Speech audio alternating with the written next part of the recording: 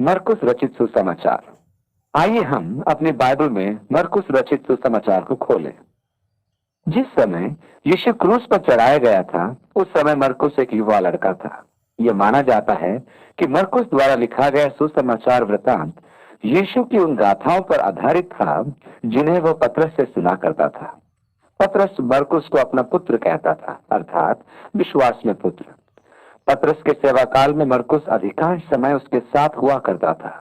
यही कारण है कि वह उन समस्त वृतांतों को सुनता था जो पतरस अपने प्रचार में सुनाता था। इस प्रकार मरकुस के सुसमाचार वृतांत में मरकुस के कलम द्वारा लिखे गए यीशु के विषय पतरस के व्याख्यानों का संकलन पाया जाता है। सुसमाचार वृतांत में केवल एक ही ऐसा भाग है जो हो सकता है कि उसने अपने व्यक्तिगत अनुभवों के आधार पर लिखा था, क्योंकि यह अन्य सुसमाचार वृत्तांतों में नहीं पाया जाता है। यह वह गद्यांश है जिसमें वह गत्समनी की वाटिका में यीशु के पकड़े जाने का वर्णन करता है। वह एक ऐसे युवक का उल्लेख करता है जिसे सैनिकों में से एक ने पकड़ लिया था और वह अपना कुर्ता उनके हाथों में छोड़कर भाग गया था। माना जाता है कि यह मरकुस के व्यक्तिगत अनुभवों का वृतांत है, अर्थात उस समय मरकुस 12 वर्ष का बालक था। इसका अर्थ यह हुआ कि उस रात जब यीशु पकड़वाया गया था, तब गत्समनी की वाटिका में यीशु और उसके शिष्यों के साथ वो वहां उपस्थित था। मरकुस की माता का नाम भी मरियम था। वह एक धनी स्त्री थी। वह यरूशलेम में रहती थी। मसीह की कलीसिया के एकत्र होने के स्थलों में से उनका घर एक घर था। जब पतरस को हेरोदेस ने बंदी बनाया था, तब उसके लिए प्रार्थना करने हेतु मसीही जन उन्हीं के घर में एकत्रित हुए थे। जब स्वर्गदूत ने पतरस को बंदीगृह में से निकाला, तब वहां से निकलते ही पतरस एक घर पर आया और द्वार पर दस्तक दी। एक युवा परिचारिका ने आकर देखा कि वह पतरस है, तो इतना अधिक हर्षित हुई कि उसने द्वार खोलने की अपेक्षा पहले भीतर जाकर समाचार सुनाया, देखो पतरस आए हैं। उन्होंने कहा, अरे तूने कोई प्रेत देखा होगा। यही मरकुस का वह घर था जहां विश्वासियों के एकत्र होने का स्थान था, ताकि आराधना वे कर सके। मरकुस की माता के भाई का नाम बरनबास था, जो पौलुस की प्रथम प्रचार यात्रा में उसके साथ था। उनके साथ मरकुस भी था, परंतु वह मार्ग से ही लौट आया था। हम नहीं जानते हैं कि उसने ऐसा क्यों किया। अनुमान लगाया जाता है कि वह आसिया के प्रतिकूल क्षेत्रों में प्रवेश करने से डरता था। यह मात्र कल्पना है या सत्य, हम नहीं जानते। यह तो स्पष्ट है कि पौलुस उसके इस प्रकार लौट जाने से आहत हुआ था। जब पौलुस और बरनबास द्वितीय प्रचार यात्रा पर निकल रहे थे, तो बरनबास अपने भांजे मरकुस को अपने साथ रखना चाहता था। इसलिए पौलुस ने विरोध प्रकट किया, क्योंकि उसने प्रथम यात्रा में उनका साथ छोड़ दिया था। मतभेद इतना बढ़ गया था कि बरनबास मरकुस को लेकर कुप्रुस द्वीप चला गया और पौलुस सिलवानुस को लेकर आसिया गया था। परंतु पौलुस और मरकुस में यह अंतर शीघ्र समाप्त हो गया था। पौलुस उसका उल्लेख करता है कि वह रोम में उसके साथ था और सेवा टहल करता था। यह संभव है कि मरकुस ने अपना सुसमाचार वृतांत उसी समय लिखा जब वह पौलुस के साथ रोम में था। इस सुसमाचार की गिनती उन लिखित सुसमाचारों में की जाती है जो सबके पहले के हैं, और यह सुसमाचार सन 63 से पहले लिखा गया था। ऐसा माना जाता है कि पौलुस के साथ रोम में प्रवास करने के कारण उसने रोम के मसीही विश्वासियों के लिए यह वृतांत लिखा था। क्योंकि वह प्रत्येक यहूदी प्रथा का सविस्तार वर्णन करता है, जिसकी आवश्यकता यहूदी लोगों को नहीं थी, और उससे निष्कर्ष यही निकलता है कि उसने रोम के मसीही विश्वासियों के लिए यह वृतांत लिखा था। क्योंकि वह घटनाओं का संक्षेप में वर्णन करता है, वह अधिक विस्तार में नहीं लिखता।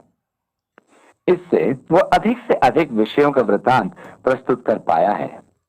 हम पौलुस के पत्र में यह भी पढ़ते हैं कि पौलुस संदेश भेज रहा है कि उसका सामान मरकुस के हाथों भिजवा दिया जाए, क्योंकि उसने कहा मरकुस उसके लिए सहायता तथा सांत्वना का महान कारण रहा था।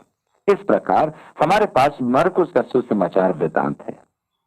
हमारी बाइबल में 3 बार आरंभ में शब्द का प्रयोग हुआ है। यूहन्ना के सुसमाचार वृतांत में आदि में वचन था। उत्पत्ति 1:1 में आदि में परमेश्वर ने आकाश और पृथ्वी की रचना की। और अब मरकुस का वृतांत है। पहली आयत, परमेश्वर के पुत्र यीशु के सुसमाचार का प्रारंभ। मरकुस यीशु के जन्म के विषय में कुछ नहीं लिखता है। ये कार्य उसने मत्ती और लूका के लिए छोड़ दिया था। वह सीधे ही यूहन्ना के बपतिस्मे से आरंभ करता है। क्योंकि यीशु के सुसमाचार का आरंभ यहाँ से है, इसलिए वह यीशु के पूर्व के जीवन का विवरण नहीं देता है। वह सीधे उसके कार्यों से आरंभ करता है। इसलिए वह लिखता है, यीशु मसीह के सुसमाचार का आरंभ। पौलुस की संगति में रहते हुए संभव है कि वह पौलुस के रोम आने से पूर्व रोमियो की कलीसिया को लिखी गई पौलुस की उस उद्घोषणा पर विचार कर रहा हो, जो इस प्रकार है, मैं मसीह के सुसमाचार से लजाता नहीं, वह उद्धार के निमित्त परमेश्वर का सामर्थ है। यूहन्ना के रचित सुसमाचार के अध्ययन में हम देखेंगे कि वह कितनी बार मरकुस के सुसमाचार वृत्तांत से संदर्भ देता है। वह अनेक स्थानों पर यीशु को इस सुसमाचार वृत्तांत से उदाहरण देते हुए संदर्भित करता है। मरकुस का कुल नाम यूहन्ना था, इसलिए उसे यूहन्ना मरकुस भी कहते हैं। वह यीशु का परिचय दास के रूप में देता है। मत्ती यीशु का परिचय राजा के रूप में देता है, जो यहूदा के गोत्र का शेर भी है। लूका उसका परिचय मनुष्य के पुत्र के रूप में देता है और यूहन्ना में यीशु को परमेश्वर के पुत्र के रूप में प्रस्तुत किया गया है।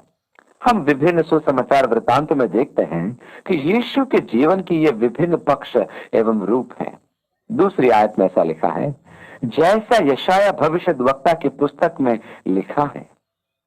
अब मरकुस सर्वप्रथम मलाकी की पुस्तक से भविष्यवाणी का संदर्भ देता है और फिर वह यशाया की भविष्यवाणी का स्मरण कराता है। देखो, मैं अपने दूत को तेरे आगे भेजता हूं, जो तेरे लिए मार्ग सुधारेगा। ये यूहन्ना बपतिस्मा देने वाले के विषय में भविष्यवाणी है। वह यीशु का अग्रगामी था। यह मलाकी की पुस्तक का संदर्भ है और यहीं से मरकुस अपना वृतांत आरंभ करता है। तीसरी आयत, जंगल में एक पुकारने वाले का शब्द सुनाई दे रहा है कि प्रभु का मार्ग तैयार करो और उसकी सड़कें सीधी करो। यूहन्ना आया जो जंगल में बपतिस्मा देता और पापों की क्षमा के लिए मन फिराव के बपतिस्मे का प्रचार करता था। और सारे यहूदिया देश के और यरूशलेम के सब रहने वाले निकलकर उसके पास गए और अपने पापों को मानकर यरदन नदी में उससे बपतिस्मा लिया। यूहन्ना ऊंट के रोम का वस्त्र पहने और अपने कमर में चमड़े का पटुका बांधे रहता था और टिड्डियां और वन मधु खाया करता था और ये प्रचार करता था कि मेरे बाद वो आने वाला है जो मुझसे शक्तिमान है। मैं इस योग्य नहीं कि झुककर उसके जूतों का बंध खोलूं। मैंने तो तुम्हें पानी से बपतिस्मा दिया है, पर वह तुम्हें पवित्र आत्मा से बपतिस्मा देगा। यहाँ मरकुस यूहन्ना के विषय संक्षेप में यीशु के सेवा कार्यों का पुराने नियम से संदर्भ प्रस्तुत करता है। नवी आयत में, उन दिनों में यीशु ने गलील के नासरत से आकर यरदन में यूहन्ना से बपतिस्मा लिया और जब वो पानी से निकलकर ऊपर आया तो तुरंत उसने आकाश को खुलते और आत्मा को कबूतर की नाई अपने ऊपर उतरते देखा और ये भविष्यवाणी हुई कि तू मेरा प्रिय पुत्र है, तुझसे मैं अति प्रसन्न हूं। यहाँ त्रिएक परमेश्वर के तीनों रूपों का उल्लेख किया गया है। पुत्र का पानी से बाहर निकलना, आत्मा का कबूतर की नाई उतरना और पिता परमेश्वर की आकाशवाणी, तू मेरा प्रिय पुत्र है, तुझसे मैं प्रसन्न हूं। अब वह बपतिस्मे के बाद की घटना का वर्णन करता है। 12वीं आयत में, तब आत्मा ने तुरंत उसको जंगल की ओर भेजा और जंगल में 40 दिन तक शैतान ने उसकी परीक्षा की और वह वन पशुओं के साथ रहा और स्वर्गदूत उसकी सेवा करते रहे। यूहन्ना यीशु की परीक्षा को अन्य सुसमाचार लेखकों मत्ती और लूका के लिए छोड़ देता है। वो परीक्षा के विषय में अधिक जानकारी नहीं देता, परंतु 14वीं आयत में वो आगे लिखता है, यूहन्ना के पकड़वाए जाने के बाद। देखिए वह कितना संक्षिप्त विवरण दे रहा है। आगे कहता है, यीशु ने गलील में आकर परमेश्वर के राज्य का सुसमाचार प्रचार किया और कहा, समय पूरा हुआ और परमेश्वर का राज्य निकट आ गया है। मन फिराओ और सुसमाचार पर विश्वास करो। शुभ संदेश पर विश्वास करना। 16वीं आयत से आगे, गलील की झील के किनारे जाते हुए उसने शमौन और उसके भाई अंद्रियास को झील में जाल डालते देखा, क्योंकि वे मछुए थे। और यीशु ने उनसे कहा, मेरे पीछे चले आओ, मैं तुमको मनुष्यों के मछुए बनाऊंगा। वे तुरंत जालों को छोड़कर उसके पीछे हो लिए और कुछ आगे बढ़कर उसने जब्दी के पुत्र याकूब और उसके भाई यूहन्ना को नाव पर जालों को सुधारते देखा। उसने तुरंत उन्हें बुलाया और वे अपने पिता जब्दी को मजदूरों के साथ नाव पर छोड़कर उसके पीछे चले गए। इस वृतांत को पढ़कर ऐसा प्रतीत होता है कि गलील झील के तट पर विचरण करते हुए यीशु ने अचानक ही पतरस और उसके भाई अंद्रियास को देखा और कहा, मेरे पीछे चले आओ, मैं तुमको मनुष्यों के मछुए बनाऊंगा। और वे तुरंत अपने जाल ज्यों के त्यों छोड़कर उसके साथ हो लिए। हुआ तो ऐसा ही था, परंतु यह पहला अवसर नहीं था कि उन्होंने यीशु से साक्षात्कार किया था। यहां से मरकुस का मुख्य विषय है शिष्यों का आह्वान। यूहन्ना के सुसमाचार के अनुसार अंद्रियास यीशु से भेंट कर चुका था। स्मरण कीजिए कि वह अपने भाई पतरस के पास जाकर कहता है, हमें मसीह मिल गया है, अर्थात उन्होंने उसके द्वारा किए गए चमत्कार देखे थे। कहने का अर्थ यह है कि वे ये जानते थे। इस समय यीशु ने शिष्यता के संपूर्ण समर्पण में आने के लिए कह रहा है। वे यीशु को जानते थे, इसलिए तुरंत उसके साथ हो लिए। याकूब और यूहन्ना बड़े व्यापारी थे, उनके पास अपने कर्मचारी थे। वे अपने पिता को उनके साथ छोड़कर यीशु के साथ आ गए। 21वीं आयत में आगे, और वे कफरनहूम में आए और वो तुरंत सबके दिन सभा के घर में जाकर उपदेश करने लगा। और लोग उसके उपदेश से चकित हुए, क्योंकि वो उन्हें शास्त्रियों की नाई नहीं परंतु अधिकारी की नाई उपदेश देता था। जब शास्त्री शिक्षा देते थे तो वे सदैव किसी महान विचारक जैसे रबी हलेल का संदर्भ देते हुए अपने विचारों को व्यक्त करते थे। रबी हलेल ऐसा कहते थे या वैसा कहते थे इत्यादि। वे कभी सीधा नहीं कहते थे कि परमेश्वर ये कहता है। वे सदैव अन्य रबियों का संदर्भ दिया करते थे। परंतु यीशु अपने ही अधिकार से शिक्षा देता था। जैसा कि पहाड़ी उपदेश में यीशु ने कहा कि उन्होंने कहा, परंतु मैं तुमसे कहता हूं। उन्होंने ऐसे उपदेश कभी नहीं सुने थे। इस प्रकार की उपदेश शैली वहां के लोगों के लिए एक नई प्रकार की शैली थी। 23वीं आयत में आगे लिखा है, और उसी समय उनके सभा के घर में एक मनुष्य था जिसमें एक अशुद्ध आत्मा थी। उसने चिल्लाकर कहा, हे यीशु नासरी, हमें तुझसे क्या काम? क्या तू हमें नाश करने आया है? मैं तुझे जानता हूं, तू कौन है, परमेश्वर का पवित्र जन। याकूब ने अपने पत्र में लिखा है कि केवल यह मानना कि मसीह परमेश्वर का पुत्र है उद्धार का मार्ग नहीं, क्योंकि दुष्ट आत्माएं भी परमेश्वर के नाम में विश्वास रखकर थरथराती हैं। केवल विश्वास करना यह सिद्ध करता है कि मनुष्य मूर्ख नहीं है, क्योंकि वचन के अनुसार मूर्ख ही मन में कहता है कि परमेश्वर नहीं है। उद्धार का अर्थ है विश्वास और मन परिवर्तन का अर्थ है मसीह यीशु के साथ संबंध रखना, जिसके द्वारा परिवर्तन आया है। जो कोई ऐसा विश्वास लाएगा वह नाश नहीं होगा परंतु अनंत जीवन पाएगा। 25वीं आयत में यीशु ने उसे डांट कर कहा, चुप रह और उसमें से निकल जा। यीशु ने दुष्ट आत्मा को अधिकार से आज्ञा दी। 26वीं आयत में तब अशुद्ध आत्मा उसको मरोड़कर और बड़े शब्द से चिल्लाकर उसमें से निकल गई। मरकुस अपने सुसमाचार में दुष्ट आत्मा निकालने की घटनाओं के अनेक विवरण देता है। वह इन अशुद्ध आत्माओं पर यीशु के अधिकार को स्पष्ट करना चाहता है। 5वें अध्याय में हम इसका विस्तृत विवरण देखेंगे। 27वीं आयत में आगे लिखा है, इस पर सब लोग आश्चर्य करते हुए आपस में वाद विवाद करने लगे कि यह क्या बात है, यह तो कोई नया उपदेश है। वह अधिकार के साथ अशुद्ध आत्माओं को भी आज्ञा देता है और वे उसकी आज्ञा मानती हैं। सो उसका नाम तुरंत गलील के आसपास के सारे देश में हर जगह फैल गया। तुरंत ही गलील क्षेत्र में यीशु के कार्यों और उपदेशों का समाचार फैल गया। 29वीं आयत में आगे, इसके बाद वह तुरंत आराधनालय में से निकलकर याकूब और यूहन्ना के साथ शमौन और अंद्रियास के घर आया। अर्थात शमौन और अंद्रियास का घर कफरनहूम में था। 30वीं आयत में आगे, और शमौन की सास ज्वर से पीड़ित थी और उन्होंने तुरंत उसके विषय में उससे कहा। तब उसने पास जाकर उसका हाथ पकड़ के उसे उठाया और उसका ज्वर उस पर से उतर गया और वह उनकी सेवा टहल करने लगी, अर्थात उसके लिए खाना तैयार किया। संध्या के समय जब सूर्य डूब गया तो लोग सब बीमारों को और उन्हें जिनमें दुष्टात्माएं थी उसके पास लाए। याद रखिए कि शैतान तो एक ही है परंतु दुष्ट आत्माएं अनेक हैं।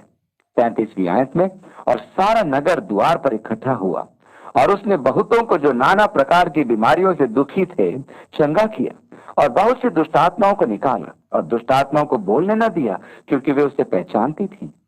मसीह यीशु के सेवा कार्य के प्रारंभ का एक व्यस्त दिन, जिसका आरंभ उसने दुष्ट आत्मा निकालने से किया। लिखा है, सारा नगर बहुतों को जो बीमार थे उसके पास लाए ताकि वे भी चंगाई पाए।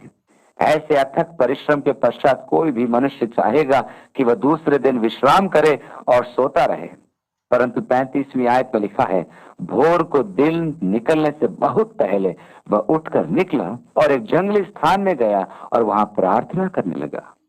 यह एक रुचिकर बात है कि यीशु के लिए नव शक्ति एवं स्फूर्ति प्राप्त करने का साधन सोते रहना नहीं था, परंतु दिन निकलने के बहुत पहले उठकर जंगल में जाकर परमेश्वर से प्रार्थना करना था। प्रार्थना करने की आवश्यकता का इससे बड़ा प्रमाण नहीं है। परमेश्वर के पुत्र होने के कारण वह सामर्थ को प्राप्त करने, मार्गदर्शन और संपूर्ण जीवन के लिए प्रार्थना पर आश्रित रहता था। परमेश्वर के पुत्र होने के बावजूद भी वह प्रार्थना को आवश्यक समझता था, तो हमें इसकी कितनी अधिक आवश्यकता है। 36वीं आयत में आगे, तब शमौन पतरस और उसके साथी उसकी खोज में गए। जब वह मिला तो उससे कहा कि सब लोग तुझे ढूंढ रहे हैं। जब शिष्यों की निद्रा भंग हुई तो उन्होंने पाया कि वहां एक बड़ी भीड़ इकट्ठी हो गई थी, इसलिए वे उसकी खोज में गए और उससे भेंट हुई तो कहने लगे, वहां सब तेरी प्रतीक्षा कर रहे हैं। उसने उनसे कहा, आओ हम और कहीं आसपास की बस्तियों में जाएं कि मैं वहां भी प्रचार करूं, क्योंकि मैं इसलिए निकला हूं। सो वह सारे गलील में उनकी सभाओं में जा जाकर प्रचार करता और दुष्टात्माओं को निकालता रहा। दुष्ट आत्माओं को निकाले जाने के इस तथ्य को मरकुस फिर से लिखता है। यह चौथी घटना है। आगे 40 में लिखा है, और एक कोढ़ी ने उसके पास आकर उससे विनती की और उसके सामने घुटने टेकर उससे कहा, यदि तू चाहे तो मुझे शुद्ध कर सकता है। उसने उस पर तरस खाकर हाथ बढ़ाया और उसे छू कर कहा, मैं चाहता हूं तू शुद्ध हो जा। और तुरंत उसका कोढ़ जाता रहा और वह शुद्ध हो गया। तब उसने उसे चिताकर तुरंत विदा किया और उससे कहा, देख, किसी से कुछ मत कहना, परंतु जाकर अपने आप को याजक को दिखा और अपने शुद्ध होने के विषय में जो कुछ मूसा ने ठहराया है उसे भेंट चढ़ा कि उन पर गवाही हो। परंतु वो बाहर जाकर इस बात को बहुत प्रचार करने और यहाँ तक फैलाने लगा कि यीशु फिर खुल्लम खुल्ला नगर में न जा सका, परंतु बाहर जंगली स्थानों में रहा और चहुं ओर से लोग उसके पास आते रहे। यीशु अपनी सेवा में अधिक स्वतंत्रता चाहता था, परंतु उसके द्वारा किए गए चमत्कारों के कारण, जिनमें एक कोढ़ी भी चंगा किया गया था, शामिल था और भीड़ उसे खोजती थी और वो नगरों में प्रवेश नहीं कर पा रहा था। जन समूह का यह हाल था कि वे उसे देखते ही उस पर टूट पड़ते थे। जन समूह का स्वभाव ही होता है कि वह अनियंत्रित होकर धक्का मुक्की करने लगते हैं। जन समूह से दूरी रखने के लिए यीशु ने नाव पर चढ़कर प्रचार करना उचित समझा। यही कारण था कि उसने कोढ़ी से कहा कि वह किसी से इस चमत्कार का उल्लेख न करे, परंतु कोढ़ी स्वयं को रोक न पाया और उसने सबको सूचना दे दी। जब परमेश्वर कार्य करता है तो आनंद की सीमा नहीं रहती और चुप रहना कठिन हो जाता है। रोचक विषय तो यह है कि यीशु ने यह नहीं कहा कि देखो मैं तुम्हें गवाही देना सिखाता हूं। ये एक छोटी सी पुस्तक है, इसमें 4 नियम हैं और इस नियम को लेकर दूसरे लोगों को सिखाओ। यीशु ने ऐसा नहीं कहा, परंतु ध्यान दीजिए कि जब परमेश्वर आपके जीवन में अद्भुत कार्य करता है तो गवाही अपने आप ही मुंह से निकलती है, एक स्वाभाविक प्रक्रिया के रूप में। आप परमेश्वर के चमत्कार की चर्चा किए बिना रह नहीं सकते। यह आपके जीवन का एक भाग बन जाती है।